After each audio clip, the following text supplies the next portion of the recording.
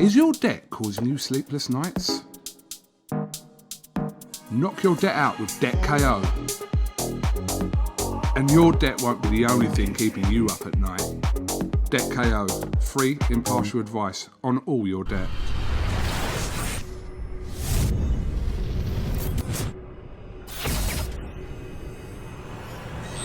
Oscar BEVIS, IFL TV MTK Global. Delighted to be joined in Matchroom's residency. Do you want me to restart? Carry on. Let's go. With Shannon Courtenay. How are you, Shannon? I'm good, how are you? I'm very well. I know Coogan gets the best out in you, so I feel like there is a lot of pressure when someone interviews you nowadays. It's just because, I don't know, we're friends outside the ring, outside of boxing, so he gets my banter, he brings out the best in me, I guess, on camera. So, yeah, good luck today. I might be really, really awkward just for the camera for you. Give me sort of a test on Coogan's behalf. Dorota Norek, if I believe I pronounced that correctly. I heard you just say to Sky that she's awkward. And if someone's awkward, that makes it awkward for you, no matter what your style is. Is this going to be a bit of a tricky one?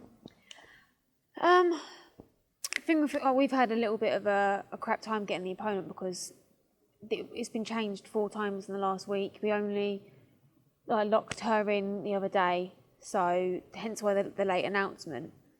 Yeah, she holds a lot from what I've seen. She holds a lot, kind of makes it look like I think the correct word is aesthetically unappealing, which is obviously frustrating.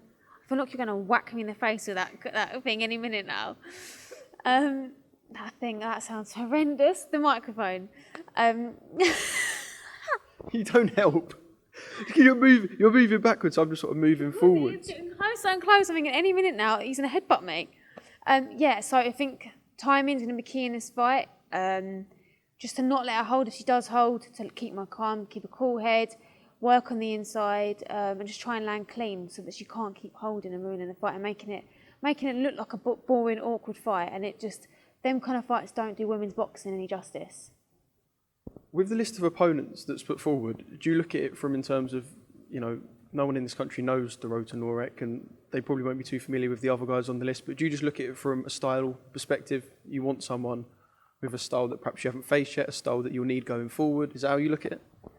I don't choose the opponents. So is that how the team look at it then? Is that how Adam looks at it and stuff? I don't know. I think at the moment we didn't really have a great choice. There's not a great depth in the women's boxing, especially at the lower weight categories. Obviously we're going through a pandemic right now, so pickings were slim. And pickings are slim, and if she's going to hold, then are we going to get Shannon Courtenay back where you're going to step back and just unleash your right hand and we're going to get a highlight reel one? We'll have to see. Listen, it's not about always getting the highlight reel knockouts. They're nice to get, don't get me wrong, but it's just about getting the win. No matter how it happens, the win is the most important thing. And then Christmas. You're looking forward to Christmas, I can tell. What have you, this whole year, it's not been a great year for anyone. It hasn't been a great year for boxing in general. When boxing picked up, I feel like boxing's returned pretty well. We've had big fights, we've had good fights as well. But is this just a year you just want to win and just get out of the way? This has been the shittest year ever. Horrendous year. So, I'll be looking forward to seeing the back of the 2020 twins. Once it hits midnight on New Year's Eve, do a shot and we never talk about this year ever again, okay? But I suppose people will look at 2021 from a boxing perspective for you, because boxing's like that. It's always very, what's next? But are you in that mindset right now of what's next, or can you not be? No, you can't. You can never overlook what's in front of you. So all I'm thinking about is Friday night, get the win, and then we look at next. I know that next year is going to be a very big year for me. There's been things said to me, discussions had, and I'm like, well, December 4th, then we can discuss it properly. I just want to get the win. It's been a long camp. It's been a very grueling, hard camp. I've moved down to Surrey, been living in a hotel near the gym. So it's been difficult, not seeing my family. It's been really hard.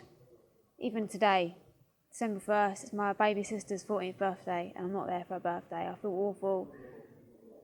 But I FaceTime there, so it's all good. But, you make these sacrifices, but I choose to do this. No one's making me do it. So I can't sit here and complain. It is what it is. But I'm looking forward to, after this fight, spending some time with my family and my friends, chilling out for a little bit, still ticking over, and then ready for a huge 2021. I suppose that's motivation as well, because what's the point of making the sacrifice, not being there for your sister's birthday, not seeing your family at the start of December, if you're going to go out there, not give it 100%, not put the graft in training camp. So I suppose that's the motivation as well. If you're going to make the sacrifices, you put fucking work in. 100%. We choose to do this. You get people that complain, oh, I haven't seen my friends for this long, or I haven't eaten this, or, you know, da-da-da. But you could eat it if you want to. Yeah, don't do it then. This is the sport we choose to be in, you know. If it was easy, everyone would do it. So this is what it takes to be a world champion, and that's where I want to end up one day, so any means necessary.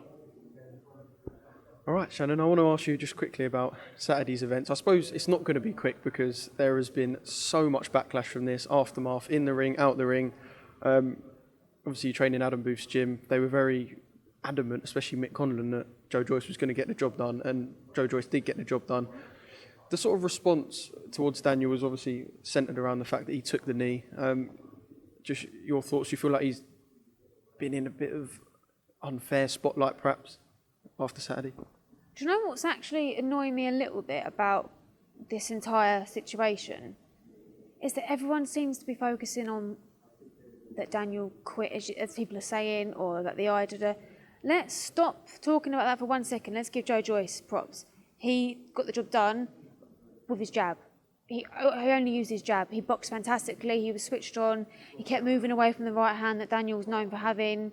And I've seen Joe go. He could have stepped it up 2-3 more times if he needed to. So let's give Joe the props he deserves.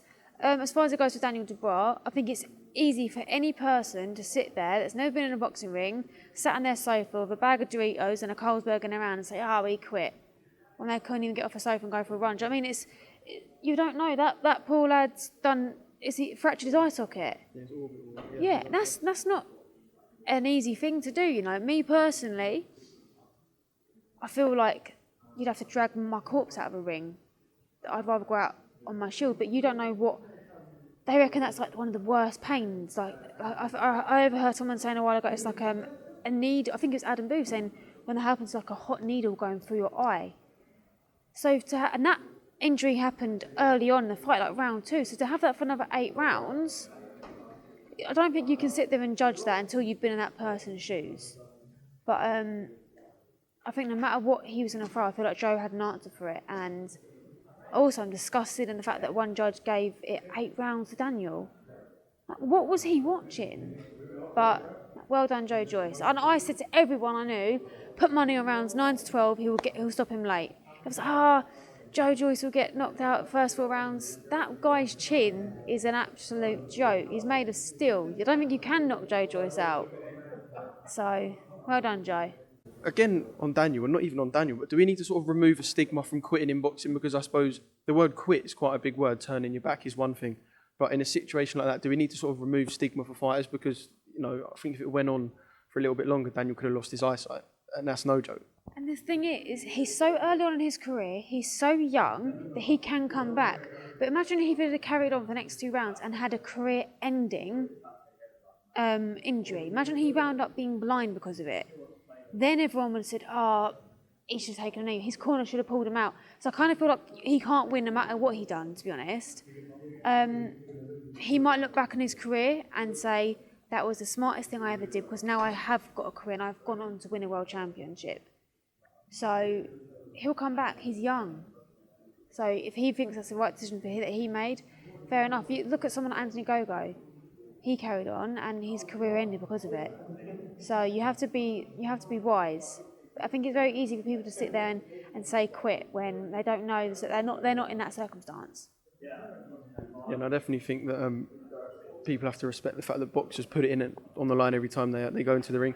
Just finally on yourself, can we get a prediction? Say someone's sitting at home on the sofa with a bag of Doritos and a Carlsberg, like you said. They got a tenner in the bank account. They're looking at Shannon Courtenay against the road to Norek. Where do they put their money? Stoppage, late, early, points, masterclass?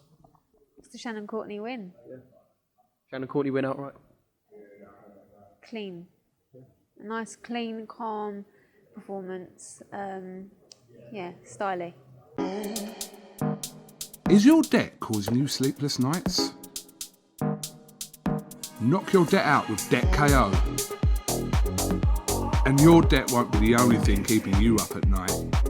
Debt KO, free impartial advice on all your debt.